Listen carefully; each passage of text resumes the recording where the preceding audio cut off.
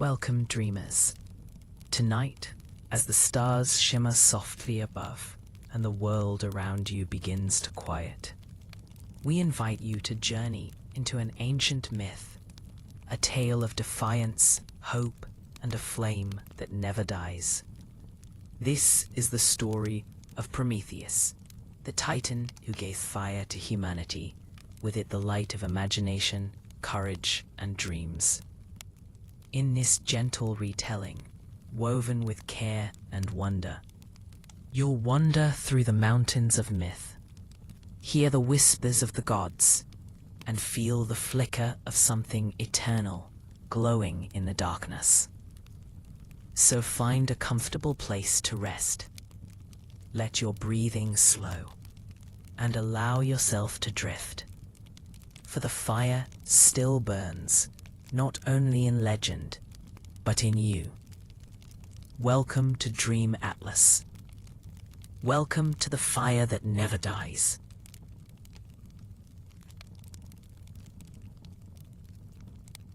In the beginning, there was only silence. A stillness so vast that even time hesitated. The world had not yet learned how to breathe.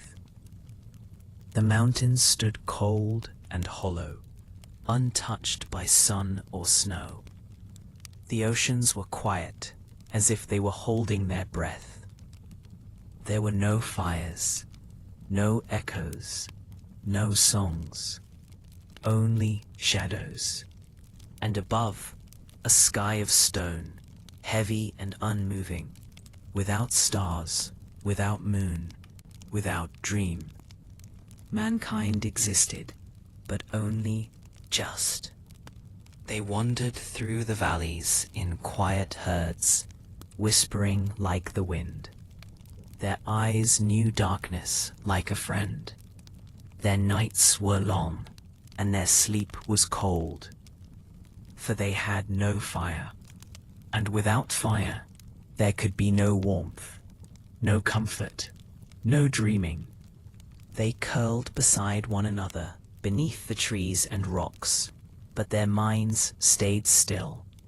They could not remember, they could not imagine, they could only survive. And far above, in a realm the mortals could not see, the gods watched. From high atop Mount Olympus, they looked down upon the silent earth, and they were pleased by its quiet. They found comfort in the obedience of silence.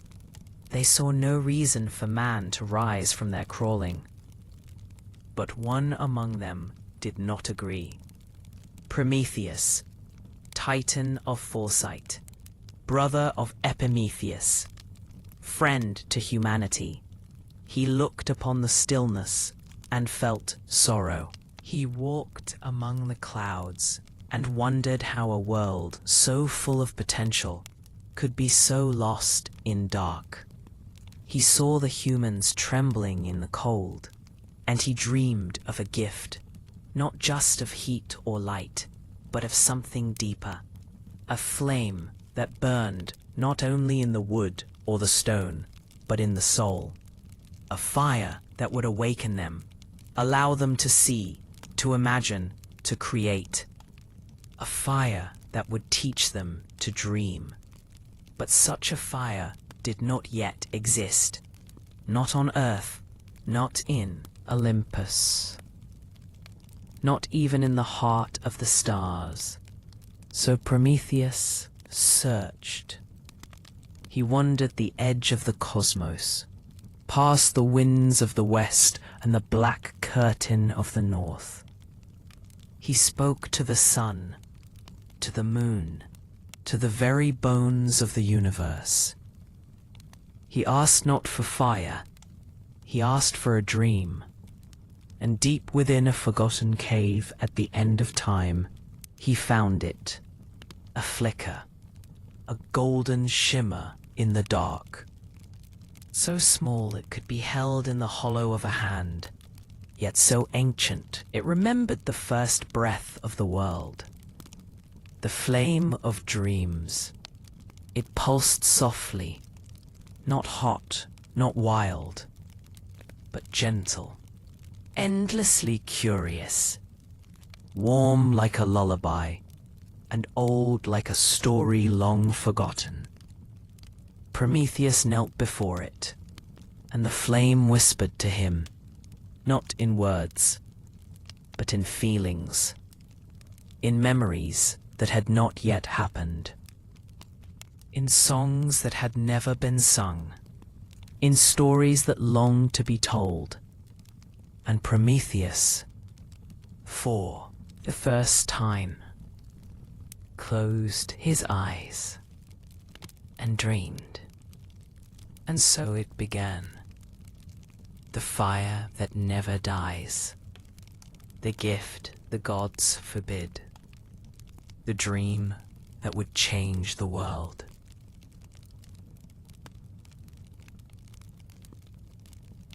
Prometheus stood at the edge of the world, where sky met sea, and silence grew thick like fog. He had returned from the far reaches of the cosmos, and in his hands, cupped gently like a sleeping bird, he carried the flame. Not the fire of Olympus, fierce and roaring, but something softer, something slower, a warmth that pulsed not just through the fingers, but through the mind. He held it close, and it hummed, a sound like memory, breeze, a sound like peace. Below, the earth still slept. Men and women moved through their days like shadows, tending to the soil, walking beneath gray skies, breathing without song. Prometheus watched them, and his heart ached. He remembered their voices in the dark, how they called to the gods without words, how their children cried, not from pain, but from the emptiness of a world without color. And he remembered the silence that answered them. Always. Silence. From Olympus, the gods watched still, golden and cold, content with their power, their feasts, their endless games. To them, humans were sparks too dim to bother with. They did not dream. They did not dare. They simply existed. And that, to the gods, was enough. But not to Prometheus. He had tasted something beyond the silence. He had held it in his hands, and he knew. With a knowing that burned in his bones, that the humans deserved more. So he rose, above the mountains, beyond the clouds, to Olympus. He walked among marble halls that shimmered in the sun. He passed fountains that sang with starlight, and gardens where time itself slowed to rest. And at the highest peak, in a palace woven from sky and thunder, he found Zeus, the king of gods, powerful, proud, bright as lightning, and twice as cruel. Zeus sat upon his throne, a staff of storm, in one hand, and in the other, the silence of the world. He looked down at Prometheus, and for a moment said nothing. Then he smiled, a slow, knowing smile. "You've been wandering," he said, his voice like distant thunder. "You've seen something." Prometheus nodded. "I've seen what could be." Zeus tilted his head. "And what is that?" "Hope," Prometheus whispered. "Warmth." "Memory." "A light not just for the hands, but for the soul." Zeus's eyes narrowed. "You speak of fire. I speak of dreams," Prometheus replied. There was silence. Then laughter. Low, echoing, sharp like the crack of a whip. "Dreams?" Zeus repeated. "For then?" He gestured to the world below, a smear of green and brown, so small from Olympus it barely seemed alive. "They are children," Zeus said. "They crawl in dirt. They bite the hand that feeds. Give them fire, and they will burn the world." "No," said Prometheus. "They will build it." But Zeus had already turned away. His voice ran through the halls like commandment. "There will be no fire, no light, no dreams." And then, more softly, "They are not ready." Prometheus stood still for a long time. The flame pulsed in his hand, gentle, patient, as if it already knew what he would choose. He looked down at the world once more.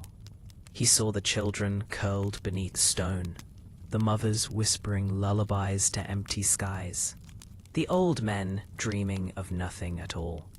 And he knew the gods had forgotten something vital, that even the smallest ember in the quietest night could become a sun. And so Prometheus made his choice, not with words, not with war, but with a whisper, with a single step toward the edge of Olympus, and a flame cradled like a secret. He descended, and the stars, for the first time, began to watch. And in that moment, the silence cracked.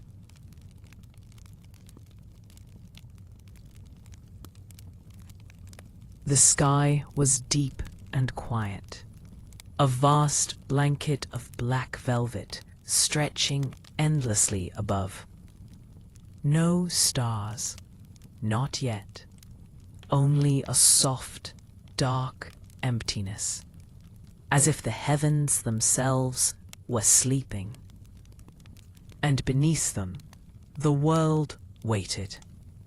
Prometheus stepped gently down from the mountain winds. He walked through the mists that clung to high peaks, and through valleys wrapped in shadow. He did not speak. He did not need to. The flame in his hand whispered in silence. It hummed against his skin, a warmth that pulsed with promise, like the heartbeat of something ancient just beginning to wake. In a field far below the mountains, humans lay curled together like stones beside a river. They breathed slowly, some with eyes open to the sky, some with eyes closed, their minds floating in the edge between waking and forgetting. Prometheus watched them from afar. He moved quietly through the grass, careful not to startle the peace. He passed a child asleep beneath a crooked tree. The child clutched a bundle of dried leaves, perhaps a toy, perhaps a memory. Their breath came in gentle waves, and their face was calm. But inside their mind, there was only silence. No dreams, no colors, only darkness. Prometheus knelt beside them. The flame stirred. Softly, he held it near the child's forehead. Just close enough for the warmth to reach, not to wake, but to soften. And in that moment, something shifted. A flicker, a shimmer, a ripple beneath the still surface of thought. The child's brow twitched. Their fingers opened, then closed again. And behind their closed eyelids, a spark, a shape, a sound, the first dream. A bird made of light, flying slowly through a forest made of clouds. It sang a song that no one had taught it, and every note echoed into stars. Prometheus sat still. He watched as the child's lips parted in sleep, as if trying to speak the music aloud. And above them, in the great dark sky, a pinprick of silver light appeared. Then another. Then another. Until the heavens began to glow, one star at a time. Prometheus smiled, not with triumph, not with pride, but with something gentler, something like awe. He rose and moved to the next sleeper, an old woman with hair like frost and skin like carved wood. She had seen many winters. She had forgotten many things. But as Prometheus passed his flame near her, a memory stirred. She dreamed of rain, of a warm summer long ago, when she had danced barefoot in a field of golden grain. She laughed in her sleep, and overhead another star blinked to life. The night was beginning to listen. Prometheus walked on. He passed through the village, through the places where fire had never burned, where walls were made of stone and silence. He offered nothing. He took nothing. He simply walked and let the flame see. It flickered in his hand, responding to each sleeping soul, to every quiet heart, every hidden sorrow, every wish that had no words. And the stars kept coming. They spread across the sky like spilled silver. Some twinkled like laughter. Some shimmered like tears. Some pulsed like lullabies, steady and soft. By the time Prometheus reached the edge of the village, the sky was alive. Not loud, not bright, but full. Full of dreams. And for the first time, the night did not feel empty. He sat on a smooth stone beneath an old olive tree. He let the flame rest in his lap, its glow faint but unwavering, and he closed his eyes. For he too was tired.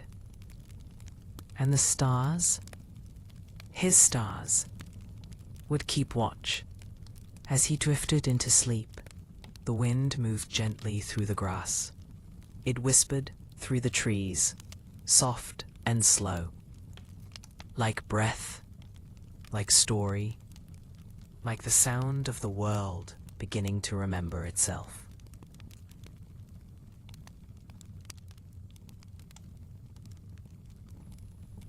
Prometheus slept, not the shallow rest of gods who lie in silence above the world, but a deep, dreaming sleep, a sleep shaped by the very flame he had set loose upon the earth. And in that sleep he opened his eyes, not in the waking world, but in another place, a place that had not yet been named.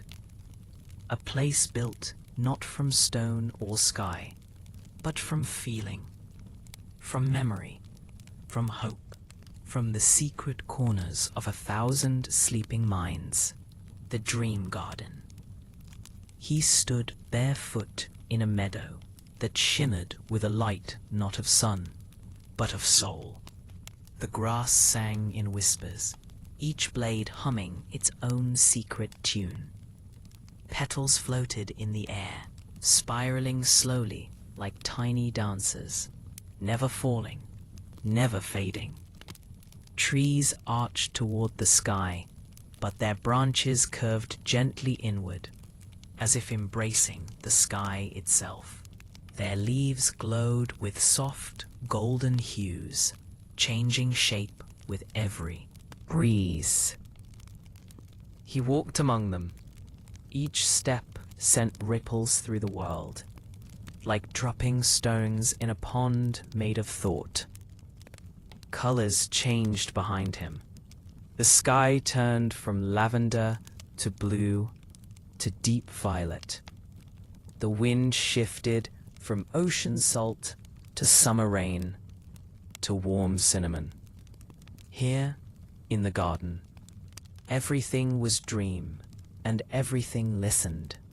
He passed a stream that whispered his name. The water ran uphill, then curled around itself like a sleeping cat. Fish with wings drifted just above the surface, their scales catching light that hadn't yet existed. He knelt by the water and looked into it, but instead of his own reflection, he saw the child, the same one who had dreamt of the bird made of light. Now they slept in a forest made of starlight, smiling, their small hand reaching toward the sky. Then the stream shimmered again, and the old woman appeared. She danced in her dream field, her feet skimming over golden grasses. Her hair flowed like time set free.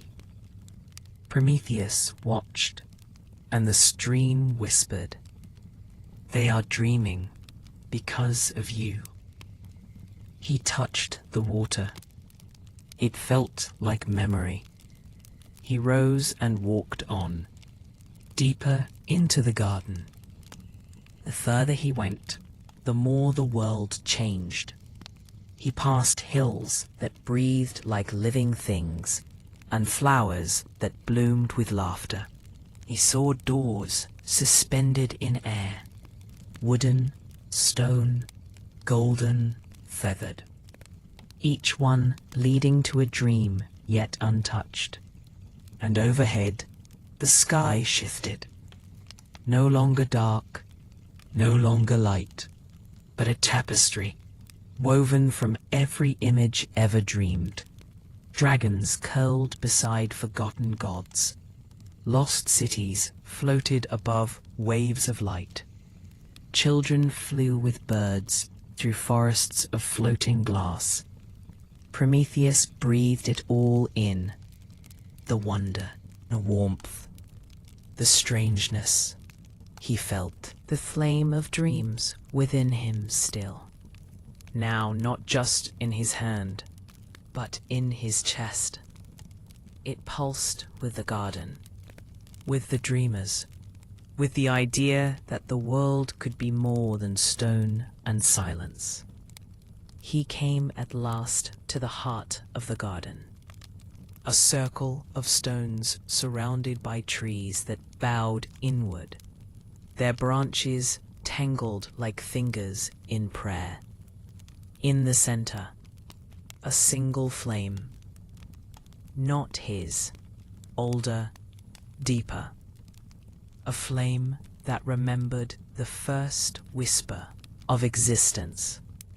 He stepped toward it, and the flame spoke, not in words, but in dream. He saw visions of cities yet to be built, of music that had not yet been played, of stories told by firelight to children not yet born. And he wept, not from sorrow, but from the weight of beauty, the gravity of what could be. He reached out, not to take the flame, but to thank it.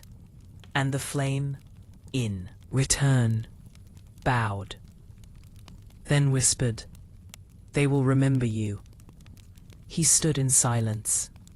The garden shimmered around him. It pulsed with peace. He closed his eyes again and let himself fall deeper into the dream. And in that dream, the seeds of 1,000 stories took root.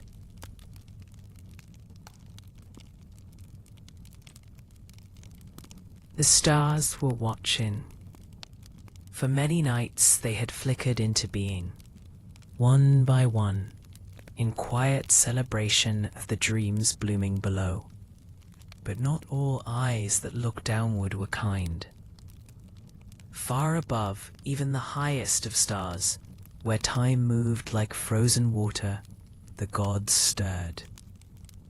They had been sleeping in their golden stillness, content in their silence. But dreams are loud in their own way. They hum beneath the breath. They echo through silence. They bloom where control once stood. And now they were spreading. Zeus noticed first. A thread in the air. A warmth that wasn't meant to be. He rose from his throne, his robe of sky and lightning trailing behind him. And in the silence of Olympus, he listened. Not to prayers, not to worship, but to stories. Whispers, soft voices, floating upward from the mortal world. Stories about flying fish and music from the moon, about laughing rivers and fires that told tales in the night. Zeus said aloud, and the word tasted bitter. Not just fire for warmth, but that fire, the one that knows.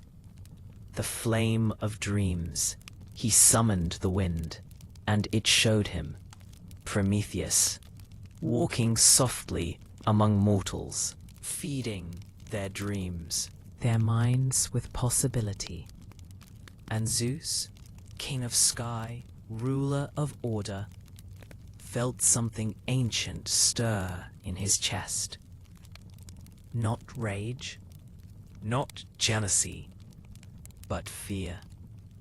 Because dreams are wild. They do not kneel. They do not obey. They grow. And growth cannot be chained forever. But Zeus tried. In the cold hours before dawn, while humans still lay curled in their soft, golden dreams, Prometheus climbed a mountain. He had felt the wind change. He had heard the silence crack again, but this time not with wonder, with warning. So he walked toward the tallest peak, where the sky touched stone. He carried the flames still, not to give, but to protect. And there at the top, the sky split open. A clap without sound, a flash without light. Zeus descended, crowned in thunder, wrapped in cloud.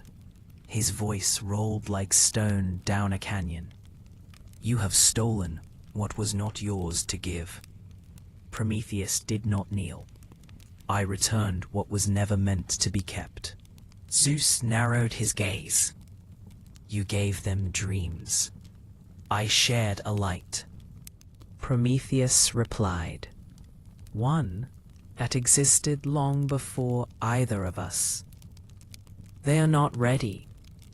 They are, he said gently. They already dream, and that, more than anything, shook the heavens, because it was true. Even now, across the earth, children laughed in their sleep. Old men remembered. Mothers dreamed of peace. And stars were still being born. So Zeus did what gods do when they cannot undo the truth. He bound it. With chains forged from silence. With iron carved from forgotten Thea. With rules no longer remembered, but still obeyed. Prometheus was bound to the mountain. Stone pressed against his back. Chains coiled around his chest, heavy with history. The flame in his hands dimmed, not out of pain, but out of reverence. It knew this was not the end. Prometheus did not cry out. He did not plead.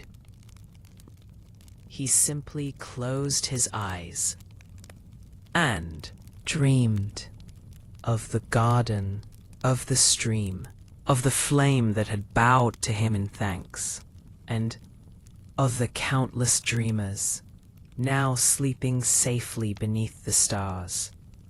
Even in chains, a dreamer cannot be silenced. At the foot of the mountain, a child stirred in her sleep. She saw, in her dream, a man made of stone and fire, chained not by anger, but by love, and she lit a small fire in his name, not in rebellion, but in memory.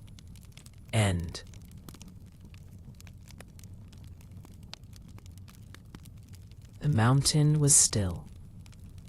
Winds passed it by, softly, carefully, as though they too honored the one bound there. Prometheus slept, not in defeat, not in sorrow, but in deep, unwavering presence. His body chained, his breath slow, yet his mind moved like a river beneath ice. And far beyond the sky, beyond stars and constellations, beyond even the memory of time, something stirred. In the quiet places where light has never walked, where space folds in on itself like dreams half remembered, there lived watchers. Not gods, not titans, not creatures of shape or sound, but something older, something between thought and feeling, between silence and song. They had no name, but they listened, and what they listened to was dream. They drifted through the sleep of planets, through the sighs of stars, through the quiet between heartbeats in sleeping. And one of them, one shaped like a question wrapped in starlight, heard something new, a rhythm, soft, steady, mortal. It followed the whisper of fire, the slow unfolding of dream, the breath of a chained god who refused to fall silent. The being turned toward the source and drifted. Prometheus was dreaming, in the garden once more, walking beneath skies painted by 1,000 sleepers. He reached toward a blossom of memory when the wind changed. Not a breeze, not a current, but something other. A sensation without temperature, a presence without sound. It moved like a question, felt like déjà vu. He turned, and there it was. A shape that was not a shape. A shimmer that bent the garden around it. Not threatening, not loud, but deep. Prometheus spoke not with words, but with his breath. Who are you? And being answered in images. A star being born inside a dream. A thought that echoed for centuries before being thought. A child laughing inside a black hole. I dreamed, he said, and you came. The being shimmered in agreement. They drifted beside him, moving without motion, watching the flowers bow as they passed. Prometheus touched the grass. It's beautiful, isn't it? The visitor responded not with sound, but with color, a soft blush of violet and silver that rippled across the sky.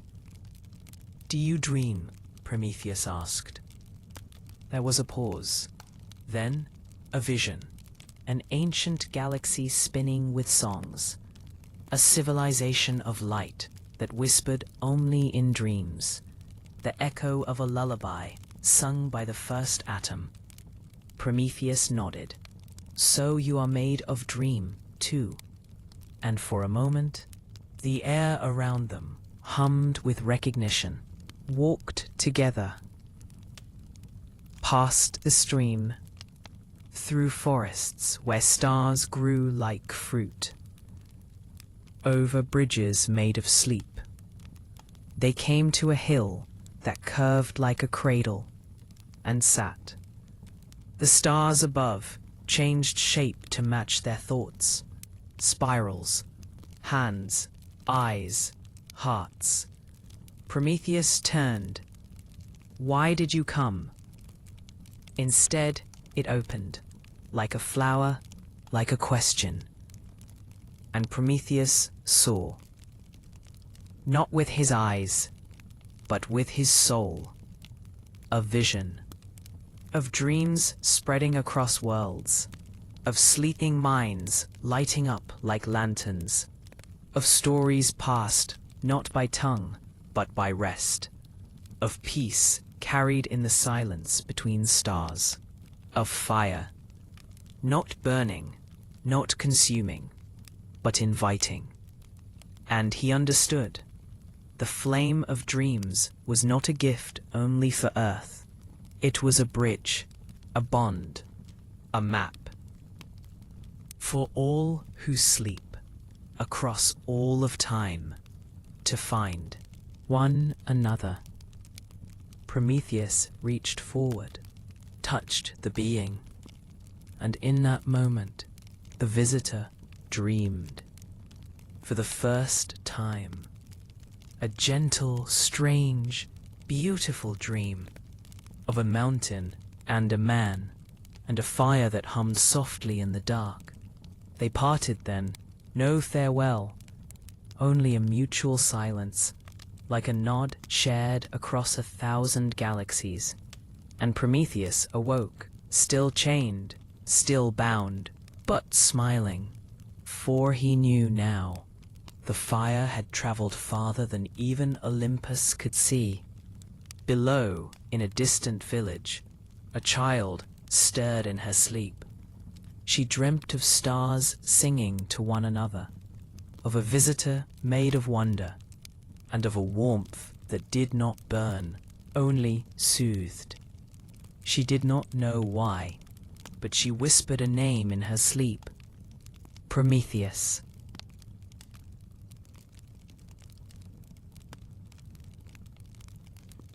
Prometheus drifted between breaths. The wind at the peak of the mountain moved around him like a shawl.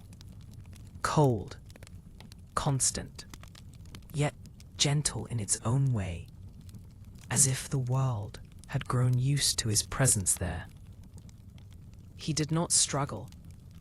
The chains no longer ached. They had become part of the rhythm of his stillness. But inside, he wondered. He dreamed of the beginning, of his own shaping. Not birth, for titans are not born. They emerge from earth and thought, from silence and will. He remembered first opening his eyes in the shadows of Gaia, the soil still fresh from the forming of form, the stars just beginning to blink awake. He had watched rivers carve canyons with patience, watched moss grow over forgotten stones, watched birds invent the sky, and he had listened, always listened. For what? He hadn't known then. Only that something was missing. Not in the world, but in being. That was his first dream. Not of fire, not of rebellion, but of more. More than instinct, more than survival. He dreamed of choice, of someone, anyone, choosing something just because it was beautiful, just because it could be.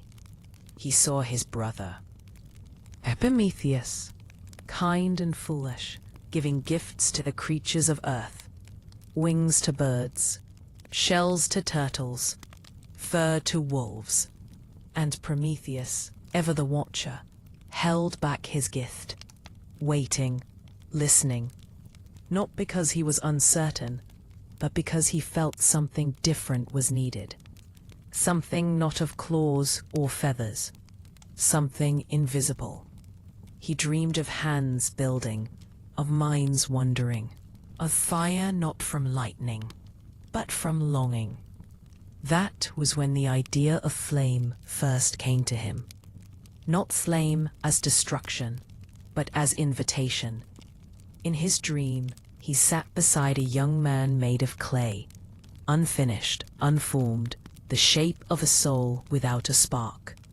Prometheus reached out, touched the chest of the clay figure, and the flame, the same gentle flame he would one day give to humankind, leapt forward.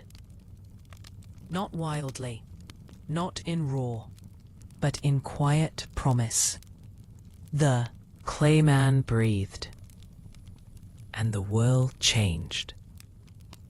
He dreamed now of moments long past, of walking among humans in the earliest days, of showing them how to strike flint, how to cook roots, how to hold warmth without fear. He remembered the first time a child laughed beside a fire, the sound like music in the dark. He remembered the first song. It had no words, only rhythm, like heartbeat against soil. And he remembered the first story, told not with mouth, but with hands, with drawings on stone and eyes that shone with imagination. He had smiled then, the same smile he wore now, as the wind kissed his closed eyes on the mountaintop. In his dream, he stood at the center of a vast plain, surrounded by people he had once helped. They did not know him now.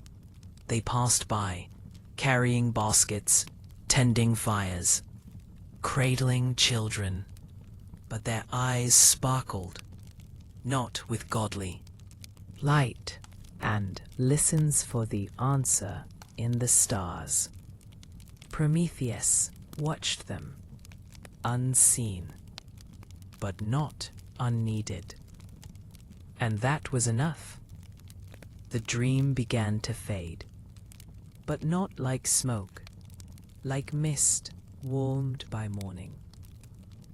As the light returned, he heard a voice, small, curious, real. "Are you lonely?" He turned. A child stood at the edge of the dream, the same child from before, the one who had dreamed of a bird made of light. She looked up at him with eyes full of sleep and sky. He paused, then knelt beside her. "A little," he admitted, "but not as much as I was." "Because of the fire?" she asked. "No," he said, "because of you." She smiled, and the dream around them glowed. Then she held out her hand. In it, a spark, a piece of his flame, returned to him. It danced in her palm, soft and sure. "For you," she said, "in case you forget." Prometheus took it gently, and the mountain wind stilled.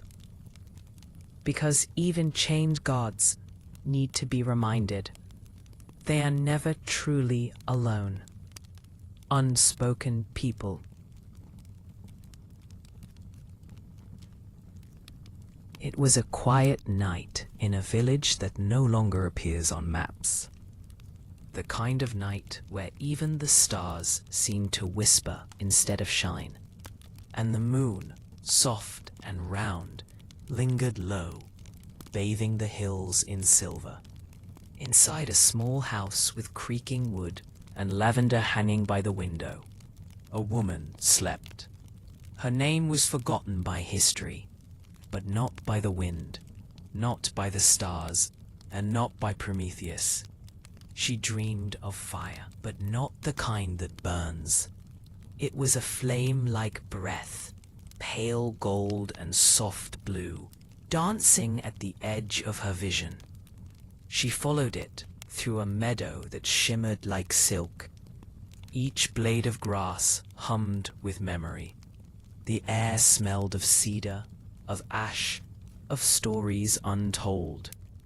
She did not know where she was going, only that she must follow, and the flame led her. Up winding hills, past silent rivers, beneath a sky that shifted like sleep, until at last she reached a mountaintop that felt older than the world. There, in the distance, chained to the stone, was a figure. She could not see his face, but she knew his name, not because she had learned it, not because she had heard stories, but because it rang in her chest. Prometheus. He was dreaming, and somehow, so was she. The two dreams touched, like fingers brushing in the dark. She stood near him, yet felt she had always been near him, like an echo waiting to return home. She reached out, not to free him, not to ask him anything, but simply to be there. And as her hand hovered near his, a pulse moved through the air. He stirred. His eyes opened, not with surprise, but with recognition. Not of her face, but of the feeling. The same feeling he had when the first child laughed near a fire, when the first dream was drawn in ash upon a cave wall, spoke no words, but she heard them all the same. "You remember me?" She nodded, not because she knew how, but because her soul did. And in that moment, a silence passed between them, the kind of silence that only exists in dreams, the kind that cradles meaning without noise. The flame between them brightened. It did not roar. It did not burn. It simply glowed, soft as a lullaby. He watched as she took it in her hands and held it to her chest. And suddenly she saw a child building a fire in a cave, a father carving the first word into stone, a mother singing to a sleeping infant beneath the stars. All these were the echoes of his gift, of his sacrifice, of his dream. She looked back at him, and for a moment he smiled. Not the smile of a god, but of a friend, a watcher, a dreamer. She whispered, though her lips did not move. To the end, she awoke before the sun came up, paused just for a heartbeat. She awoke before the sun. Her eyes opened, still misted with sleep. In her chest, a flicker remained, a gentle glow. She did not know its name, only its feeling, and for the rest of her days, she would tend to it. In her words, in her work, in her wonders, and whenever someone asked her where she learned to dream so deeply, she would only smile and say, "I met someone once on a place the world forgot." Because dreams are not only for the young, they are for the quiet, for the ones who wake with warmth in their chest, and no memory of why.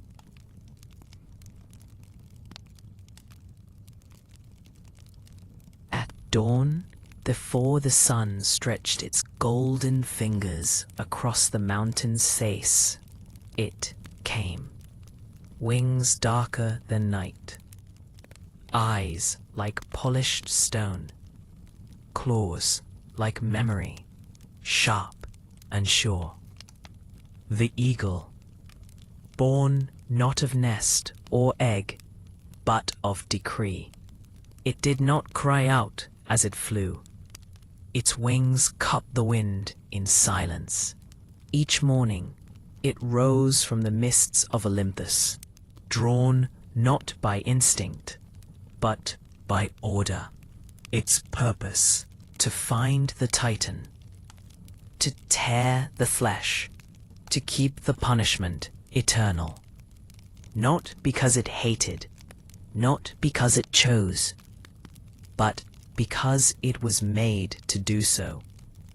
When it first saw him, chained against the crag, eyes closed, heart still steady, it hesitated, only for a moment, because something pulsed in the air around him. Not fear, not defiance, but peace. The eagle was used to rage, to thrashing and screaming. But Prometheus only breathed. And when the eagle landed, claws scraping the rock, its own heart beat slightly faster. Not with hunger, with confusion. It carried out its task, precise, efficient. It tore into divine flesh, and the blood that welled was not red, but gold, and warm like firelight in winter. Prometheus did not scream. He only opened his eyes and looked, not with vengeance, not with bitterness, but with something that made the eagle pause again. Recognition. Day after day, the eagle came. It tore, it fed, and Prometheus watched with that same calm gaze. Until one morning, the eagle spoke not aloud, but in the language of dream. "'Cause you are not my enemy," ruffled its feathers. "I devour you." "Yes," Prometheus said, "but only because you were told to." The eagle was silent. No one had ever spoken to it like this. As if it were more than muscle and flight. As if it felt. And suddenly, it did. Something stirred deep within its breast. A flicker. Not hunger. Regret. That night, as Prometheus slept, the eagle perched nearby. It did not fly back to Olympus. Instead, it watched the stars blink into place. And for the first time, it wondered what they were thinking. The next day, the eagle returned. Not because it must, but because it was drawn. It sat beside the Titan, before the task. Prometheus opened one eye. "You dreamed last night." The eagle nodded, slow, unsure. "As a tree," it said. "A tree on fire." "That did not burn," Prometheus smiled over. "That was my dream once." The eagle tilted its head. "Why give fire to those who will not thank you?" Prometheus smiled. "That was my dream once." The eagle indefinitely thought of wings, of winds beyond Olympus, of heights it had never dared imagine. In the deepest part of itself, a spark took hold. Not enough to stop its task, not yet, but enough to feel it, to carry the pain, to mourn the wound, even as it opened it. And so the eagle fed. but no longer as a beast, now as a witness. Each day it came, and each day it left carrying more than flesh.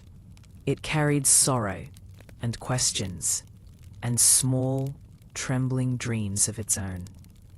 And far away, the gods did not notice, but the wind did.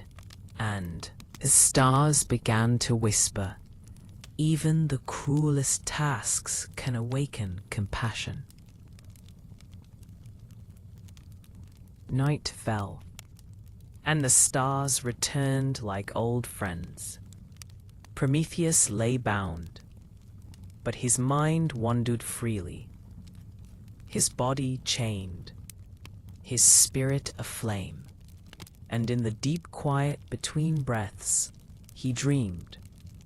Not the kind of dream that fades at waking, but one that waits, patient as a seed beneath the snow.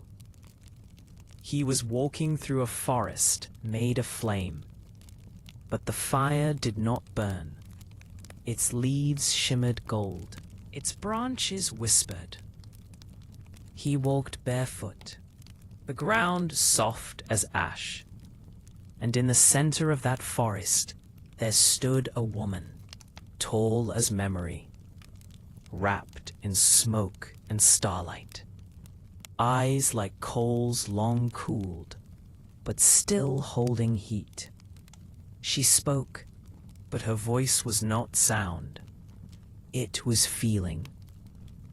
Prometheus, bearer of flame, your suffering is a thread in the great weave, but it is not endless.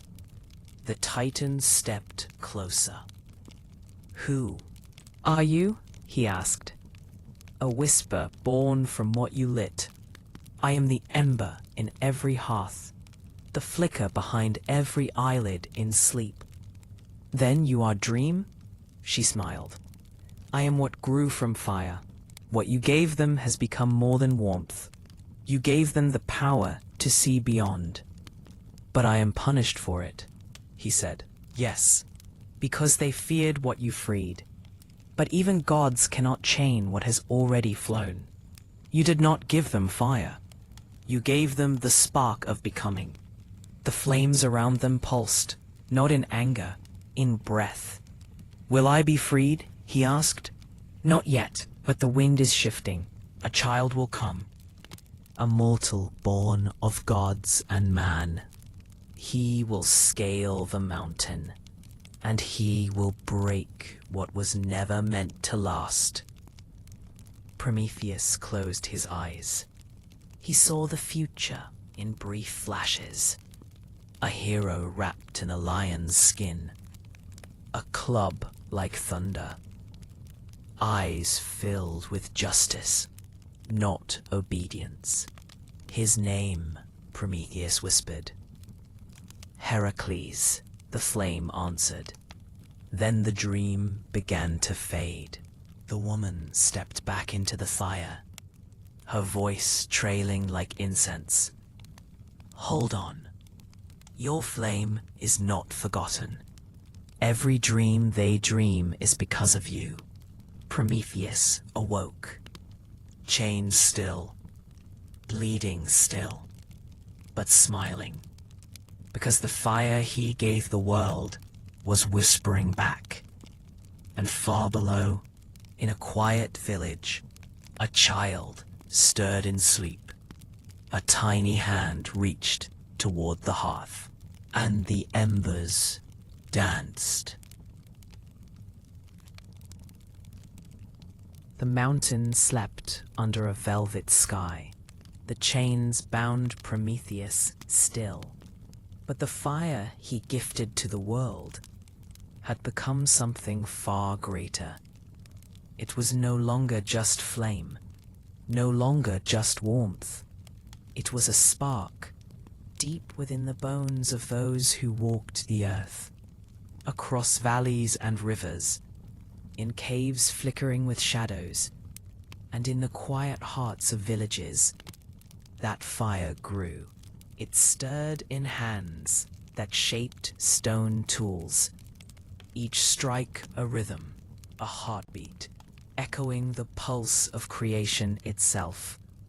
It hummed in the breath of the first singers, voices raised softly under moonlight, carrying stories of stars and dreams. It danced in the eyes of painters, tracing shapes upon cave walls, whispering the secret language of symbols.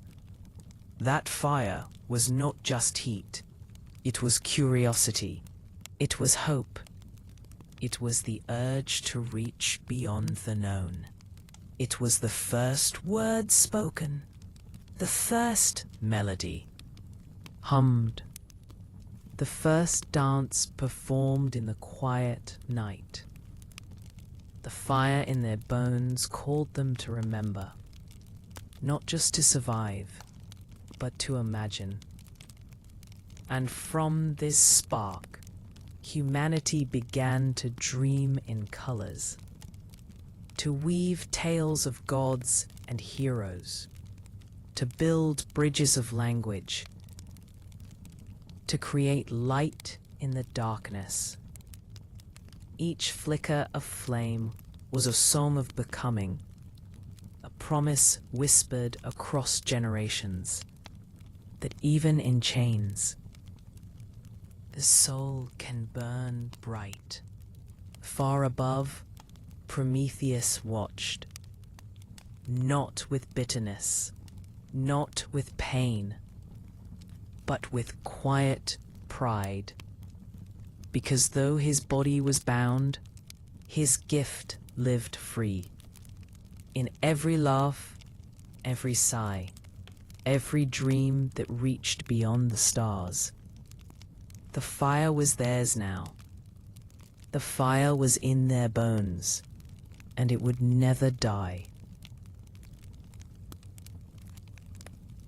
The fire flickered softly in the hearth, its warm glow casting dancing shadows on ancient walls. But the flame remembered.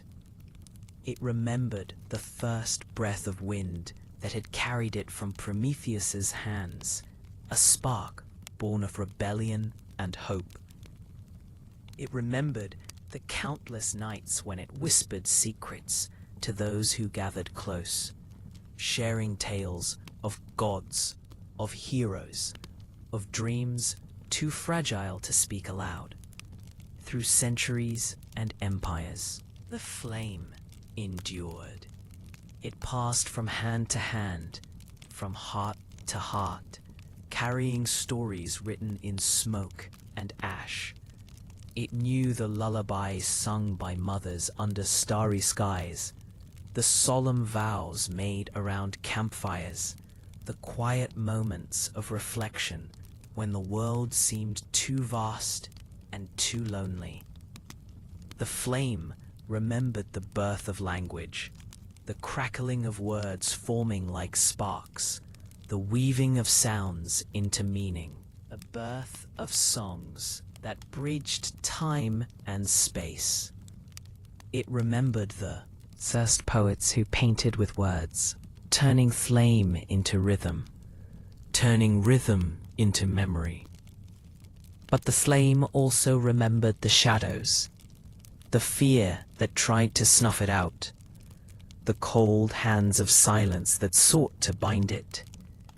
Yet, no matter how hard they tried, the flame endured, because it was not just fire. It was memory. It was hope. It was the promise of becoming. And so, the flame continues to burn, a silent witness to the unfolding story of humanity, a gentle light in the darkness, an ember of the eternal dream.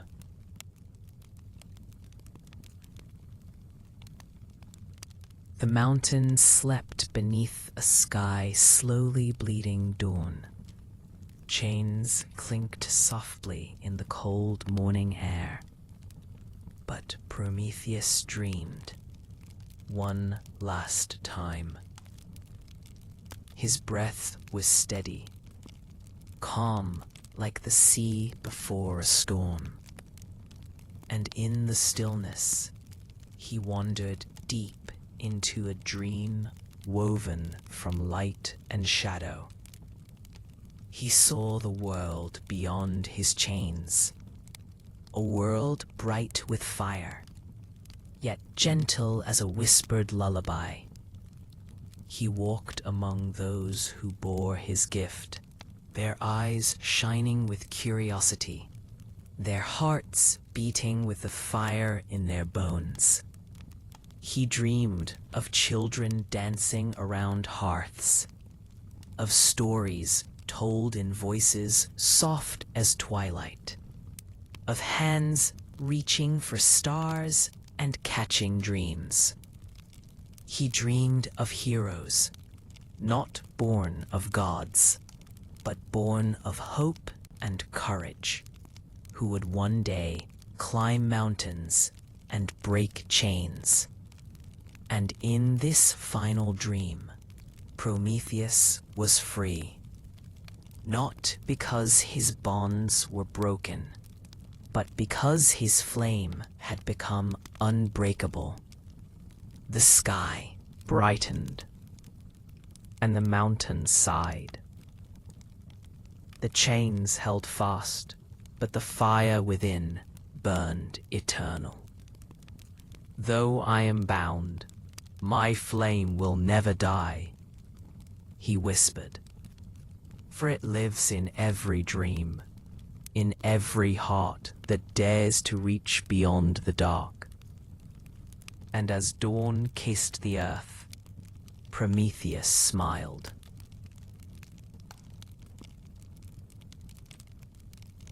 Long after the mountain's shadows faded into myth, and the gods' voices became whispers on the wind, the fire remained.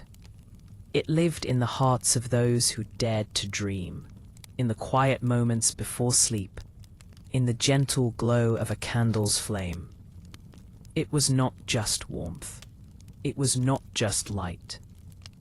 It was the spark of becoming, the pulse of possibility, the eternal promise that from darkness comes creation. Through every age, through every story told beside the fire, Prometheus's gift whispered on. And in the stillness of night, when the world falls silent and dreams take flight, the fire waits, patient and steady, for the dreamers, for the makers, for the ones who believe that even the smallest spark can light the way through the darkest night. And so, the fire still burns.